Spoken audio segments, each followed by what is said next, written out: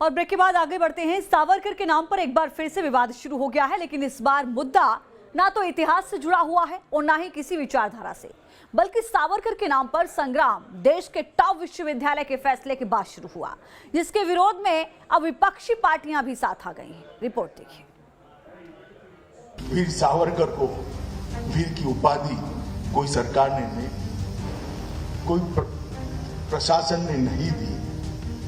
130 करोड़ की जनता ने मन से सावरकर जी के आगे वीर शब्द को जोड़ा है। वो उनके पराक्रम और उनकी देशभक्ति को एक्नॉलेज करने के, अनुमोदन करने के लिए जोड़ा है। पॉलिटिकल डिबेट और नेताओं के भाषणों के बाद सावरकर के नाम पर होने वाले विवाद का दाखिला देश के सबसे बड़े विश्वविद्यालय में भी हो गया है। बामुश्किल 2 ही हफ्ते का वक्त बीता है। सावरकर को लेकर रक्षा मंत्री राजनाथ सिंह के एक बयान पर जमकर हो हल्ला मचा था और अब दिल्ली विश्वविद्यालय के एक फैसले पर राजनीति गरमा रही है। और सावरकर के खिलाफ झूठ फैलाया गया। बार बार यह बात कही गई कि उन्होंने अंग्रेजी सरकार के सामने अनेकों मर्सी पिटीशन फाइल की, लेकिन सच्चाई है कि मर्सी पिटीशन उन्होंने अपने को रिहा किए जाने के लिए नहीं फाइल की थी। सामान्यतः जो एक कैदी को पूरा अधिकार होता है कि मर्सी पिटीशन फाइल करना चाहे तो वह कर सकता है। महात्मा गांधी ने उन्हें कहा था कि आप मर्सी पिटीशन फाइल करो। आज हिस्ट्री को तोड़ मोड़ के पेश कर रहे हैं और एक वक्त ऐसा आएगा कि अगर ऐसा ही सिलसिला चलता रहा तो महात्मा गांधी को फादर ऑफ द नेशन हटाकर सावरकर को फादर ऑफ द नेशन बना देंगे लोग। जो महात्मा गांधी के मर्डर ट्रायल में एक्यूज था और जस्टिस जीवनलाल कपूर के कमीशन ऑफ इंक्वायरी में उनको कॉम्प्लिसिट करार दिया गया। कितनी मिसालें देंगे हम, और ये तो झूठ बोल रहे हैं सब इसके बारे में।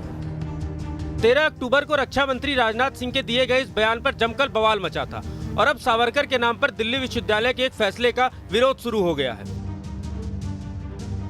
दिल्ली विश्वविद्यालय ने 2 नए संस्थानों के नाम पूर्व विदेश मंत्री सुषमा स्वराज और सावरकर के नाम पर रखने का फैसला लिया है। अगस्त में विश्वविद्यालय की कार्यकारी परिषद की बैठक हुई थी। बैठक में सरदार पटेल, स्वामी विवेकानंद, अटल बिहारी वाजपेयी, सावित्रीबाई फुले, अरुण जेटली, चौधरी ब्रह्म प्रकाश और सीडी देशमुख के नाम का सुझाव दिया गया था, जिसके बाद अब जाकर सुषमा स्वराज और सावरकर के नाम पर मुहर लगी है। दिल्ली विश्वविद्यालय की कार्यकारी परिषद के कुछ सदस्य भी इस फैसले के विरोध में हैं। वहीं दूसरे पक्ष का कहना है कि देश के युवाओं को देश के अनसंग हीरोज के बारे में बताना बेहद जरूरी है। लेफ्ट की स्टूडेंट विंग एसएफआई ने बयान जारी कर कहा है, दिल्ली विश्वविद्यालय की कार्यकारी परिषद ने सावरकर के नाम पर कॉलेज खोलने का फैसला लिया है। ये इतिहास को तोड़ मरोड़ कर पेश करने की कोशिश है। सावरकर की वजह से आजादी की लड़ाई को नुकसान पहुंचा था। सरकार का राष्ट्रवाद दिखावा है और अपनी कमियों को छिपाने के लिए है। अगले साल 5 राज्यों में विधानसभा चुनाव होने हैं। ऐसे में कहना गलत नहीं होगा कि सावरकर के नाम पर कॉलेज खोलने के फैसले को लेकर अभी सियासी पारा और चढ़ सकता है। Team news nation.